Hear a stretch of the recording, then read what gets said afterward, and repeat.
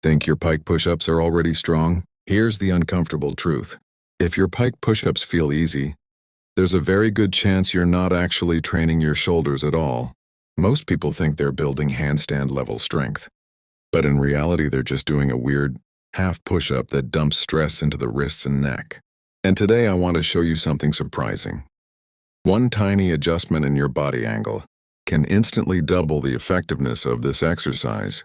So before you do another rep, stay with me, because by the end of this video, your pike push-ups will feel completely different. Let me ask you something. When you do pike push-ups, where do you feel the most?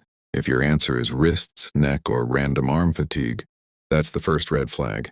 The pike push-up is supposed to feel like a vertical press, almost like you're pushing the floor away from above your head. But most people accidentally turn it into a horizontal push, basically a normal push-up with their hips in the air. That's mistake number 1, wrong direction of force. Here's mistake number 2, and this one is everywhere. People rush into the movement without setting their base. They throw their feet somewhere behind them, hands somewhere in front, then start bending the elbows immediately. Imagine trying to build a skyscraper on soft sand. Doesn't matter how strong the walls are. If the foundation is unstable, the whole structure fails. Your pike push-up works exactly the same way. Your core and hip position are that foundation. And mistake number 3 might shock you. Head placement. Many people think the goal is to lower the face straight down between the hands. Sounds logical, right? But that actually shifts load forward and compresses the shoulders incorrectly. Instead, your head should travel slightly forward, forming a triangle with your hands. Don't worry, we'll break this down step by step in a moment. Now, before I show you the correct setup, here's something important. The pike push-up is not just a shoulder exercise. It's actually a coordination exercise. Think of it like stacking blocks. First block, hands. Second block, shoulders. Third block, hips. Fourth block, core tension. If one block slips, everything collapses. That's why some people feel powerful doing these, while others feel awkward no matter how strong they are. All right, let's build this from the ground up. Start with your hands on the floor, shoulder width apart. Not super wide, not super narrow, just where your shoulders naturally sit. Spread your fingers like you're trying to grip the ground. This isn't just for balance. When you spread your fingers, you activate the forearm muscles, which stabilizes the wrist joint. Small detail, huge difference. Now walk your feet toward your hands and lift your hips high.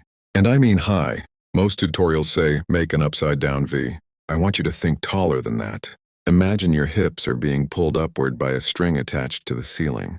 The higher your hips go, the more vertical your press becomes. This single adjustment is the secret most people miss. Pause here for a second. Don't bend your arms yet. Instead, tighten your stomach like someone is about to poke you. This matters more than you think. Your core in this movement works like the steel frame inside a building. Without that frame, all force leaks away. With it, power transfers straight into the shoulders. Now we move. Slowly bend your elbows and let your head travel forward and down, not straight down. Forward and down. Picture drawing a diagonal line with your forehead toward the floor in front of your hands. This keeps your shoulders stacked properly and prevents elbow flare chaos. Lower until the top of your head lightly approaches the ground or reaches the triangle zone between your hands. Then push the floor away strongly, returning to the starting position. That's one correct pike push-up. But here's where things get interesting. Most beginners focus only on completing reps. Advanced trainees focus on where the pressure lives. During a perfect pike push-up, you should feel the load sitting mainly in the front and side of your shoulders, with your upper chest assisting slightly. If you feel mostly triceps, you're too horizontal. If you feel mostly chest, your hips are too low. If you feel neck strain, your head path is wrong.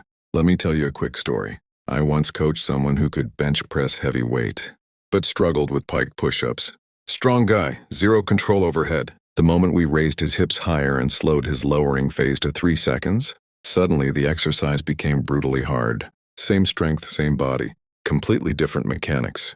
That's the power of positioning. Now let's layer in the intermediate fix. Tempo. Instead of bouncing through reps, try this. 3 seconds down, 1 second pause. Strong push-up. That pause removes momentum and forces your shoulders to actually own the position.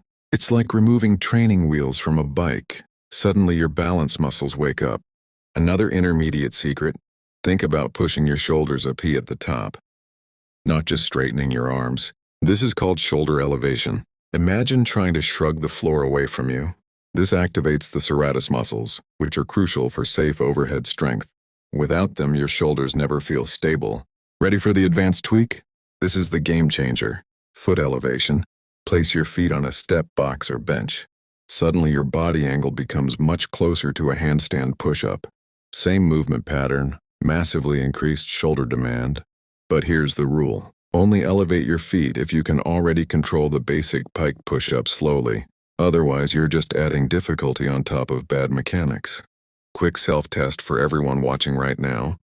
Pause the video and try 3 pike push-ups with super high hips, slow lowering, and the forward head path we discussed. Notice how much heavier they feel? Notice how the shoulders suddenly light up? That's the difference between moving your body and training your body. Another light bulb moment. Breathing. Most people hold their breath randomly.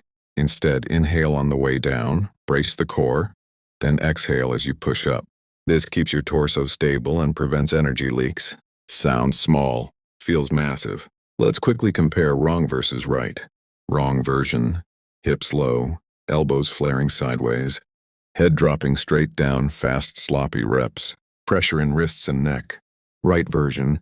Hips high like a peak, controlled diagonal descent, elbows tracking naturally, core tight, shoulders pushing upward at the top, smooth, controlled tempo. Same exercise name, completely different results.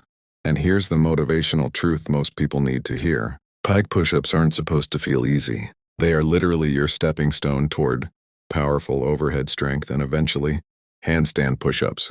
If they feel humbling, that's not failure. That's proof you're finally training the right muscles. So here's what I want you to do right now.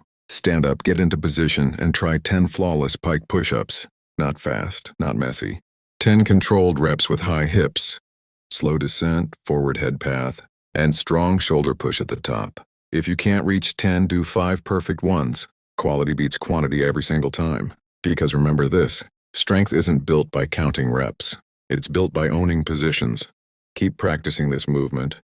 Keep refining those small details. And week by week, you'll feel your shoulders getting stronger, more stable, and more powerful. And one day, what used to feel impossible will suddenly feel like your warm-up. Stay consistent, stay patient, and I'll see you in the next workout.